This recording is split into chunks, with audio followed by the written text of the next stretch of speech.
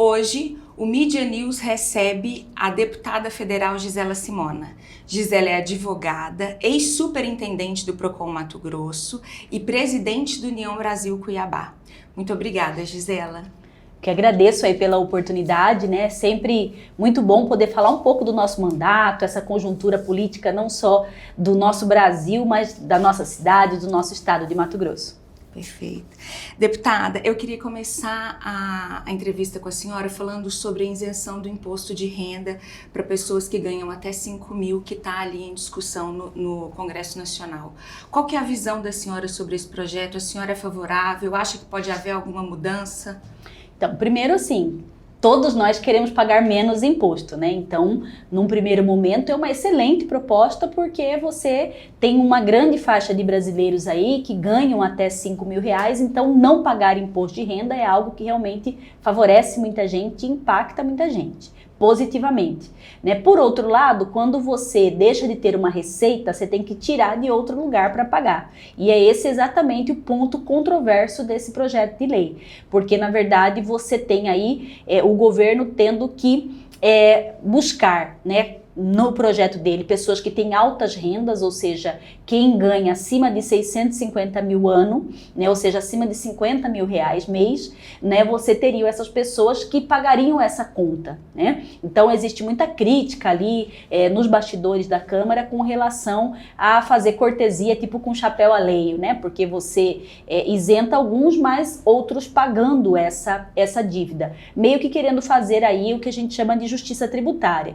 né? Não acho que é errado isso, né, do ponto de vista de que quem ganha mais paga mais, né?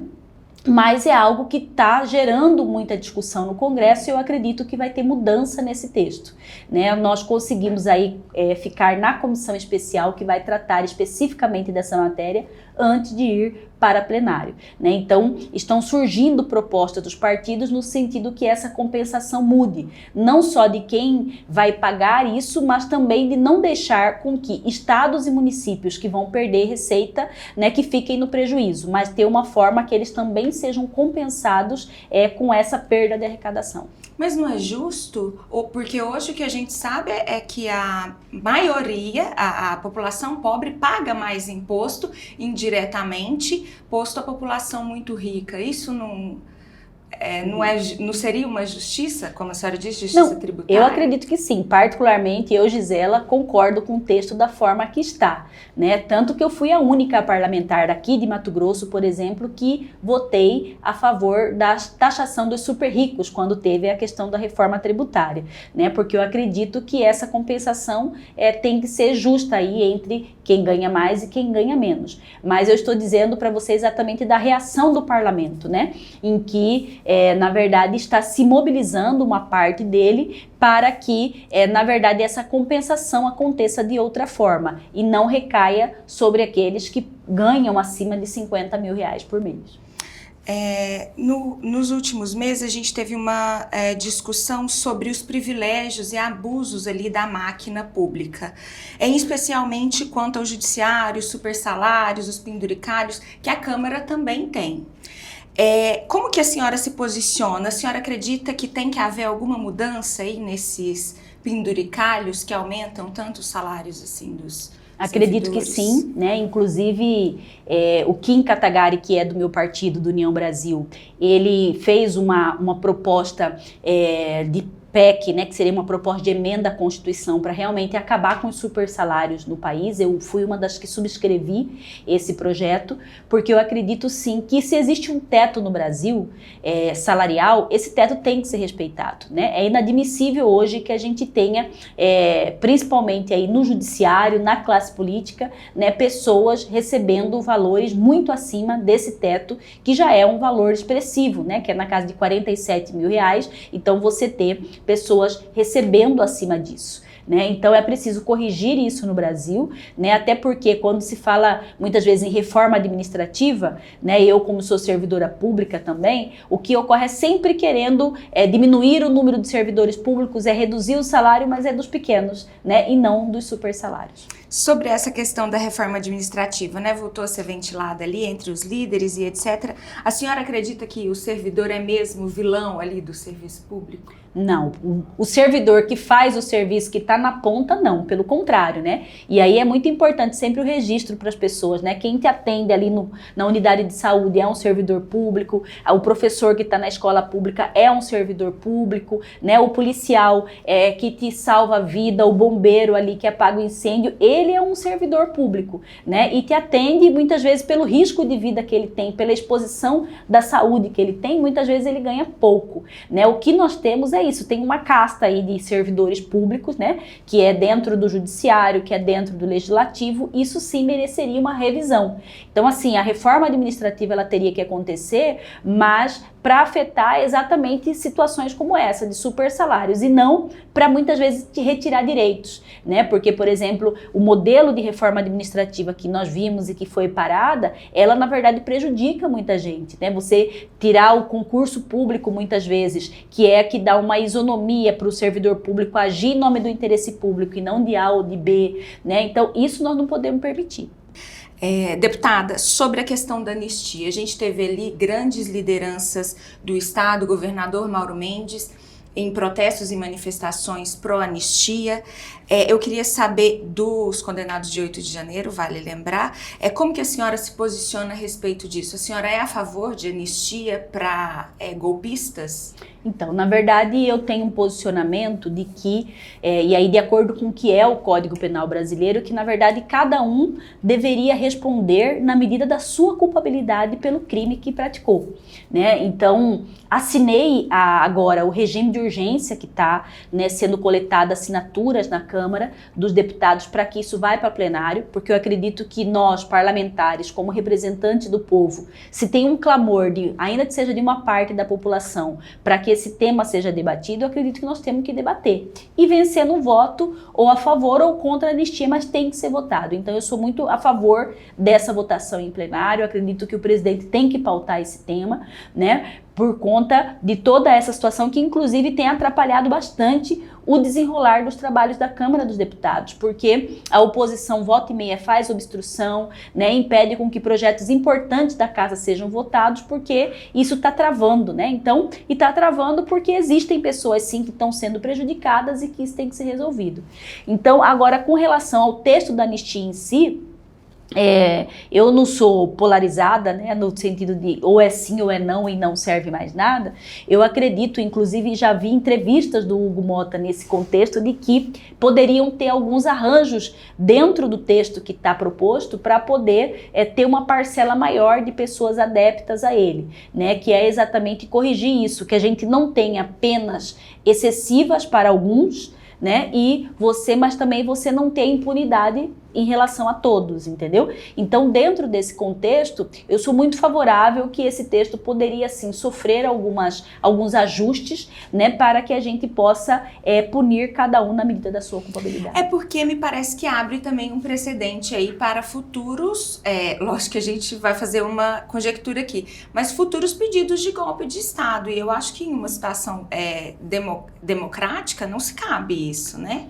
Tem que se tomar cuidado com tudo que se faz, né? Tudo acaba servindo de precedente para futuras ações que você vai fazer. Então, por isso que acredito que esse radicalismo em ou é anistia ou não é anistia, ela é muito ruim para o país no contexto de nós não darmos a quem realmente destruiu o patrimônio público, de quem estava ali envolvido, que seja punido, mas na medida da sua culpabilidade. Quando você analisa as decisões do judiciário do país hoje, é desproporcional a pena que se está aplicando para alguns casos, entendeu? Então, de novo, sem tirar a devida importância do que foi feito no dia 8, entendeu? Isso precisa ter uma responsabilização dos envolvidos, né? Mas, de novo, também a gente não pode fazer com que isso seja desproporcional às penas que são aplicadas dentro do nosso país.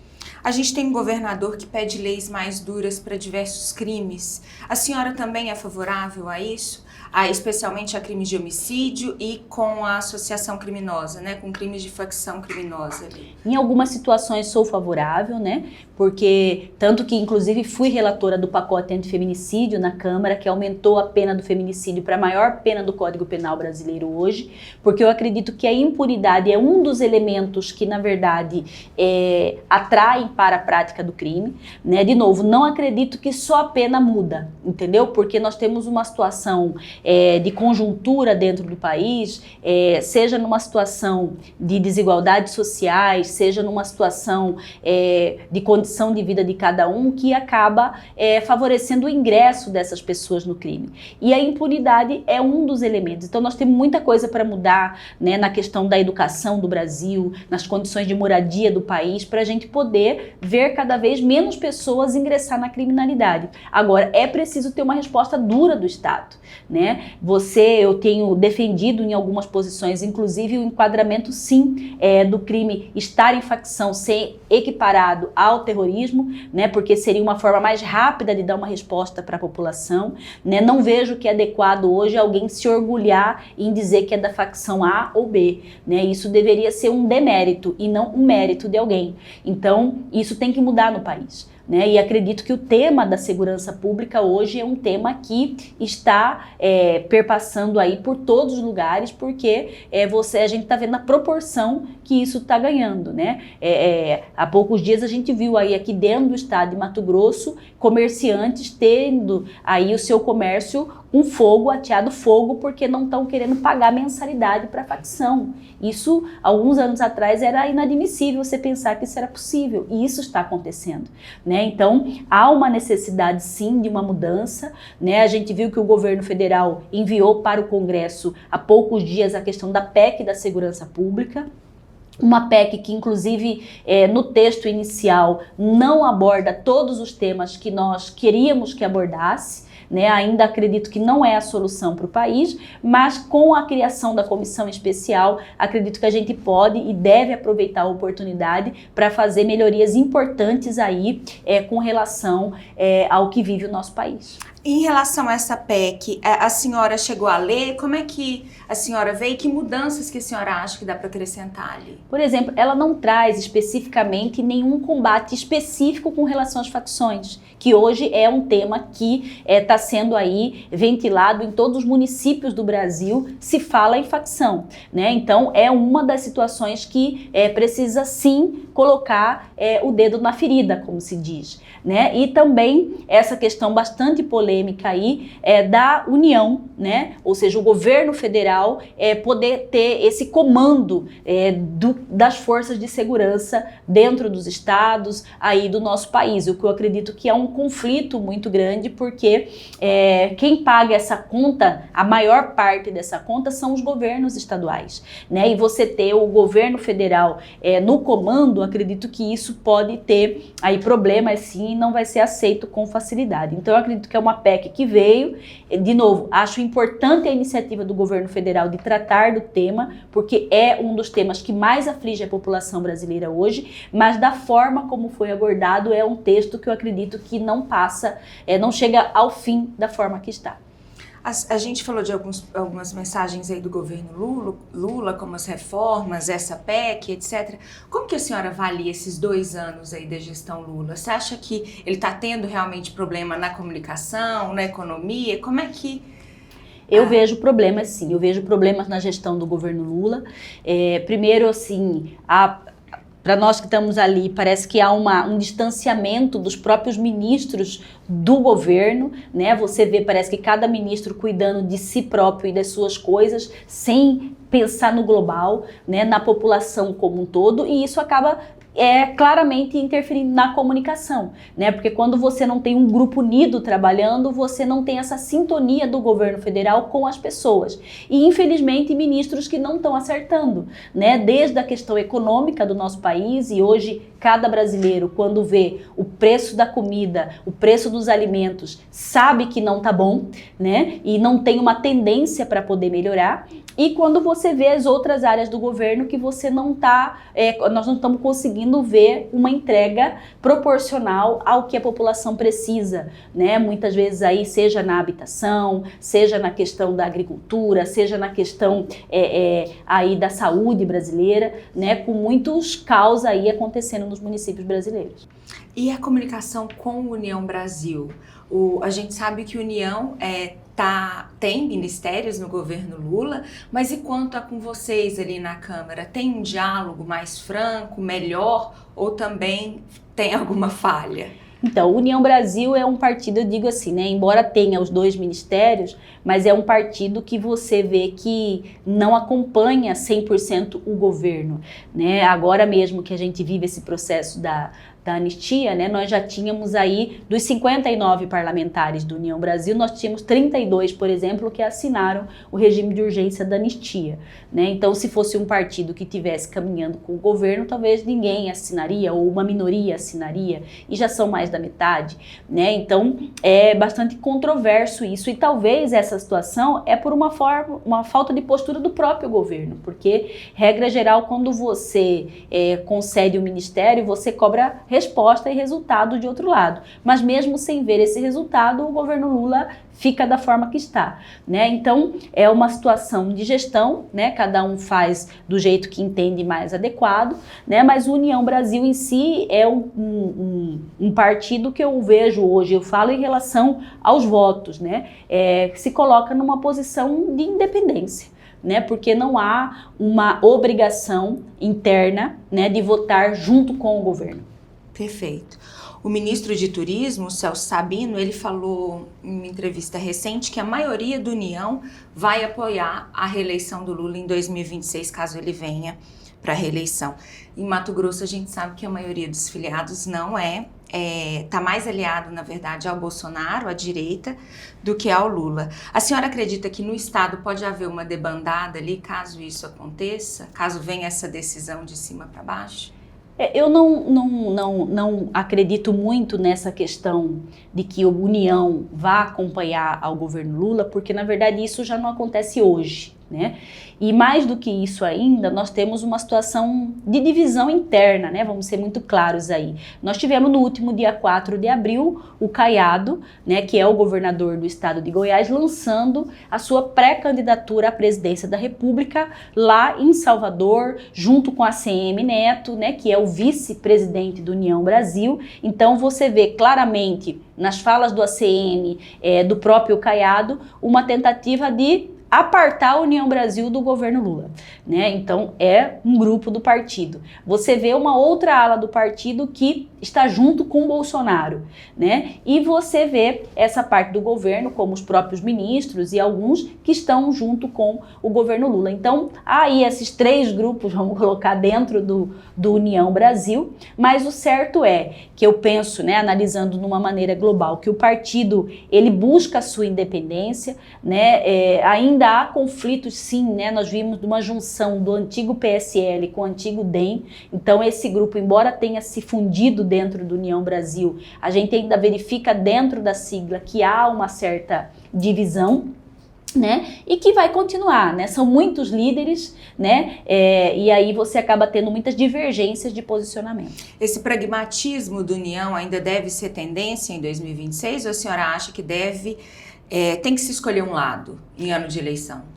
Na verdade, assim, o União Brasil é um partido que ele coloca como uma de suas bandeiras, né, ser contra a polarização dentro do país. Tanto que nós somos incentivados a todo momento a mostrar trabalho com resultado. E isso a gente vê muito no perfil de muitos parlamentares do União Brasil, que ao invés de você ver gritando A ou B, vamos dizer Lula ou Bolsonaro, você vê muita gente mais trabalhando porque há um incentivo do partido para isso, que seja um partido que busque resultado para a qualidade de vida das pessoas, né? E o União Brasil, lá em 2022, na verdade, ele acabou lançando a Soraya Tronic como candidata a presidente, né? O que era não, em tese, declarar apoio e deixou livre, na verdade, os seus filiados para poder apoiarem A ou B ou a própria Soraya, né? O que eu acho muito ruim, né? Você lança alguém do partido candidato a presidente, mas você não precisa apoiar, né? E não duvido que isso possa acontecer novamente, entendeu? No sentido do partido, por não ser a favor da polarização, dependendo dos candidatos que saírem, ter um candidato próprio e forte do próprio partido, que eu acredito que é isso que o Ronaldo Caiado tenta conquistar, né? Mostrar que ele quer, como ele coloca mesmo, endireitar o Brasil, e aí ele vir com uma proposta pragmática de propostas para o país, de não polarização, né? E conseguir avançar nesse sentido, né? Ele vai construir isso até 2026, e ao mesmo tempo você ter esses grupos que eventualmente não vão mudar, mas que não serão punidos pelo partido por apoiar ou Lula ou apoiarem Bolsonaro. E a senhora, em um eventual cenário desse, com Caiado candidato, ele tem algum processo ali de inelegibilidade também, né? Vai ter que romper com isso primeiramente. Mas dentro desse cenário, a senhora ficaria com ele? É favorável a essa candidatura do governador? Na minha vida política, que é curta, né, mas que a gente tem, eu tenho sido muito partidária, né? Tanto que por mais que eu sei que tive perdas com isso e sofri, eu apoiei a Soraya Tronic para presidente, né, na última eleição como União Brasil. Primeiro porque é mulher, né? Então eu não ia desconstruir toda uma fala que eu faço de mulheres na política, lançar uma mulher candidata à presidência do partido e eu virar as costas para dizer não, eu sou Bolsonaro, por exemplo, né? Então não fiz isso, apoiei, sei que isso me custou votos, inclusive, mas fui coerente com a minha posição de apoiar a Soraya Tronic, candidata a presidente, né? E a lógica continua essa, né? Se for algo construído dentro do partido e que eu veja que seja bom para o país, eu continuarei sendo partidária. Perfeito. Mas a gente também sabe que eleitores gostam de alguma coerência, né, deputada? Sim, não é de todo mal. E agora a gente vai ter aí talvez essa federação, tudo se caminha para que isso aconteça com o PP. Como que fica isso? A senhora permanece ali nessa federação, permanece no União Brasil? Como que a senhora está vendo essa construção? Então, inclusive, essa federação, ela iniciou com uma possibilidade até de ser maior, né? Como o Republicanos estava no início dessa conversa, o PP e União Brasil. E, na verdade, hoje o Republicano já disse não, né? O PP está firme aí, querendo a federação, e União Brasil ficou de dar essa resposta final, né? O que acredito que deve acontecer nos próximos dias, né? Existe ainda alguns problemas regionais a serem resolvidos, né?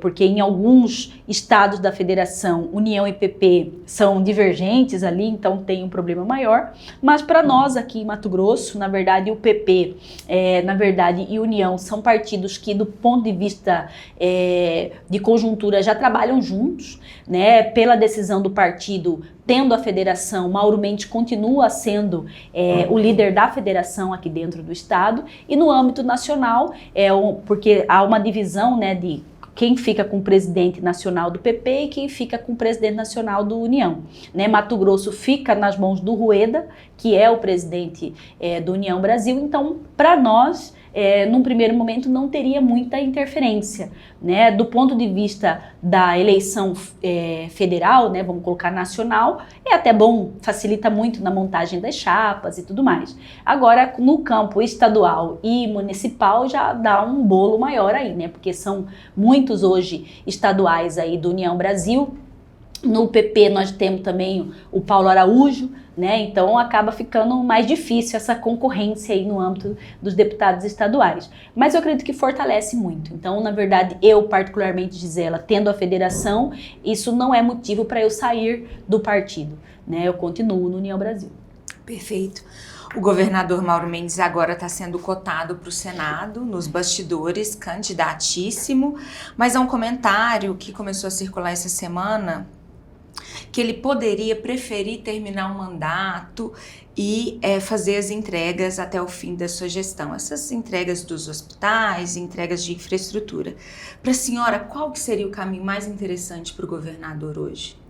Para mim, ele é candidatíssimo a Senado, né? O nosso senador da República é o que o grupo quer muito, até porque não sair senador seria ficar um tempo afastado aí da política, e nós sabemos o bom gestor que Mauro Mendes é, o quanto ele pode contribuir com o nosso país, continuar contribuindo com o estado de Mato Grosso. Então, a nossa torcida aqui é que ele venha candidato a senador da República. Deputada, e aí nessa conjuntura ainda tem uma análise que o governador está se alinhando mais à direita bolsonarista. Ele teve nessas duas manifestações para anistia, E esse alinhamento indica uma provável aliança com o PL em 2026? Então, o Mauro, né, desde a última eleição, ele apoiou fortemente Bolsonaro aqui dentro do estado de Mato Grosso, né? Existe essa identidade aí com a direita, né? O Mauro sempre se manifesta e se posiciona como alguém da direita, né? Então, dentro desse contexto, eu acredito que é possível sim, né, esse alinhamento, mas é isso, né? O Partido União Brasil, como a gente colocou aqui desde o início, é um partido diverso, né? Então nós temos dentro da sigla pessoas que aprovam, que apoiam, outras que não, né? Então isso ainda nós não tivemos nenhuma reunião em termos de diretório do União Brasil para discutir a respeito disso. Então eu acredito que agora é isso, cada um está tentando de alguma forma viabilizar aquela parceria que mais seja atrativa até para avaliar o cenário como fica, né, para 2026 e ali na frente nós vamos tomar a decisão.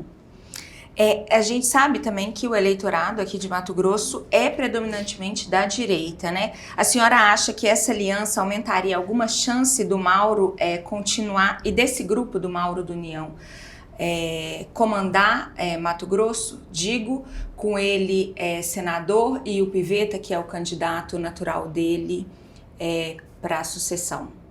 Eu acredito que sim, né? Analisando a conjuntura do Estado, o resultado das eleições municipais que nós tivemos, que esse alinhamento com a direita hoje é o mais favorável para o partido. A senhora já está sabendo, sabe, alguns bastidores de nome? A gente já ouviu falar um pouco sobre a possibilidade de vir a primeira-dama, Samantha Iris. A senhora acha que pode haver, sim, uma chapa Pivetta e PL? Não, eu acredito que pode ter uma chapa que seja aí com a junção do PL junto, mas de novo, assim, acho que ainda nesse ponto é cedo a gente discutir nomes, porque existem, por exemplo, dentro do partido, nós temos lideranças que ainda não exatamente se posicionaram naquilo que vão fazer, né? Vamos colocar o exemplo aí do senador Jaime Campos, que é uma grande liderança do estado de Mato Grosso, hoje é senador da República e pode tomar a decisão de vir candidato a governo ou pode vir a sua reeleição para Senado, né? Então tudo isso nós não sabemos, né? Nós temos aí, então internamente, né, nomes importantes que a gente precisa também avaliar para poder entender esse cenário como fica, né? Como diz o cuiabano, ainda muita água vai passar embaixo dessa ponte para que a gente tenha talvez uma definição de nomes mais específicos a isso. Mas a senhora acha que o Jaime já falou sim que pode vir a qualquer coisa, que ele está queimando gasolina azul e etc. A senhora acha que realmente ele pode vir a ser candidato a governo ou a reeleição? Ou ele está blefando, tentando ganhar espaço ali dentro do partido? Não, acredito que ele pode vir, como ele mesmo já falou, né? Ele está novo ainda, está com sangue azul, com vontade de continuar na política, é uma pessoa muito articulada, né? Nunca perdeu nenhuma eleição que disputou, então eu não duvido nada, né? Eu brinco, né? O Júlio, quem imaginava que o Júlio ainda viria para a campanha, veio para deputado estadual, venceu a eleição, está aí fazendo um bom trabalho, né? Então não duvidem da família Campos aí, que tudo pode acontecer. Perfeito. E o vice-governador Otaviano Pivetta é o nome do Mauro Mendes, a sucessão, ele já declarou. Na sua avaliação, qual a viabilidade política do Pivetta nesse desafio? Eu ainda acho um pouco cedo para falar dentro de um contexto que o Pivetta ele tem um perfil, né, assim, não é um perfil de um político tradicional, vamos colocar, né, ele não está na rua como alguns estão fazendo já o nome aí e tudo mais. Então, a gente precisa avaliar um pouco, aguardar um pouco mais esse cenário para verificar. Nós sabemos que ele, na posição de vice-governador, é uma pessoa que sempre foi muito leal, uma pessoa que sempre trabalhou e fez entregas importantes para o Estado, então isso por si só, eu acredito que faz com que o nome dele seja um nome forte para governo do Estado, mas é isso, né? Como ainda também não se definiu, né, outros nomes que possam vir, a não ser essa própria especulação do PL, né, que tem ora o Balbinotti, o Wellington Fagundes, que são nomes que possam vir. Então, quando você fala em viabilidade, quando analisa esses nomes e até as poucas pesquisas que saíram, embora não sei se a gente pode acreditar em pesquisa, né, ninguém confia mais, mas ele está bem, né? Mas é isso, na medida que você tiver os nomes que efetivamente vão sair candidato a governo, aí a gente vai conseguir avaliar melhor essa questão de viabilidade.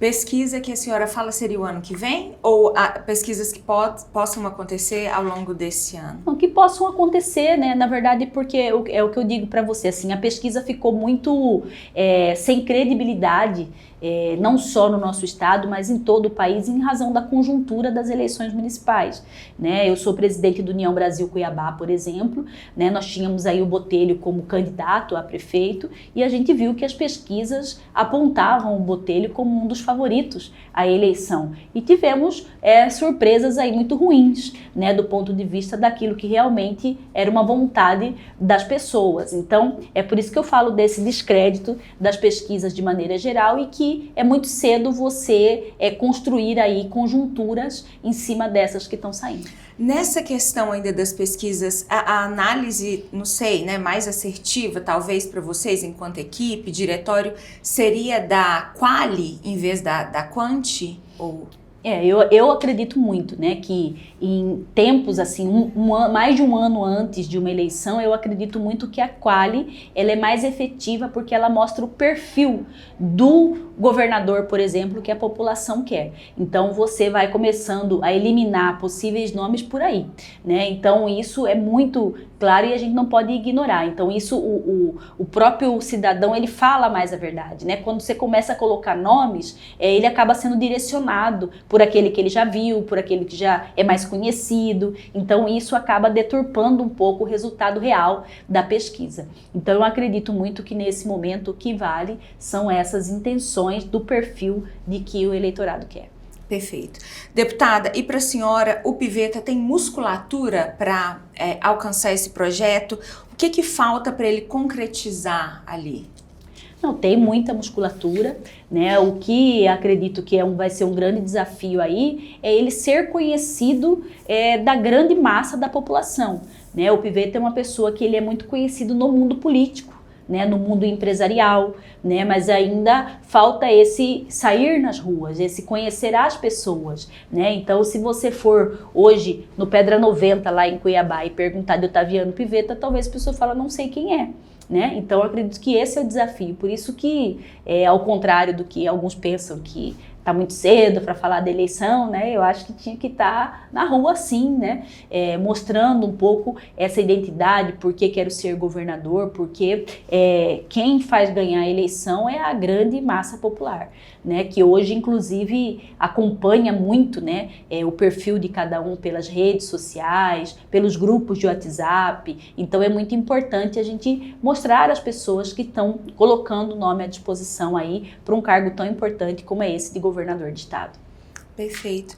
E a senhora acredita que união em uma eventual, lógico, candidatura e decisão pelo Piveta pode pleitear a vice, fazer essa dobradinha ao contrário? Claro, União Brasil, nós temos tanto nome para governo como para vice, né? Eu falo pelas lideranças que nós temos hoje no partido, lideranças muito importantes, né? Com muito serviço prestado para o estado de Mato Grosso, né? Então nós temos nomes importantes e nós temos aí pessoas sim que hoje, né? Se eventualmente o Piveta não fosse candidato por vontade própria, que poderiam ser candidatas a governo do estado, como a questão de serviço.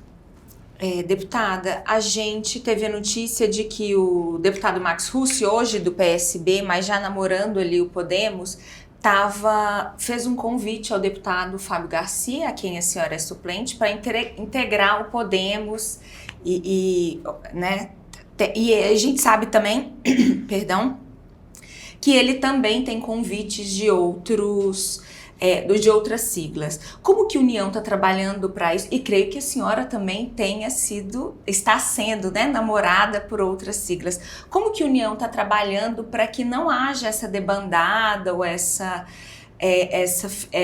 demandada mesmo de nomes importantes para a sigla. Isso, assim, é muito comum, né? Principalmente perto, aí chegando da janela partidária, que a gente chama que é a possibilidade de você mudar do partido sem sofrer qualquer penalidade, de você ter esse assédio, né, de outros partidos querendo você para mudar. Né? Mas eu acredito que o que fideliza, na verdade, é o sentimento de grupo político. Né? Tanto eu, hoje, como o Fábio Garcia, nós fazemos parte do mesmo grupo político e eu acredito que é isso que nos une. Né? Qualquer decisão, eu acredito, de mudança de partido, ela aconteça inclusive em conjunto. Né? Mas hoje, União Brasil nos dá todas as condições para que a gente permaneça dentro do União Brasil. Só se realmente acontecesse algo muito extraordinário aí para ter uma mudança de posição.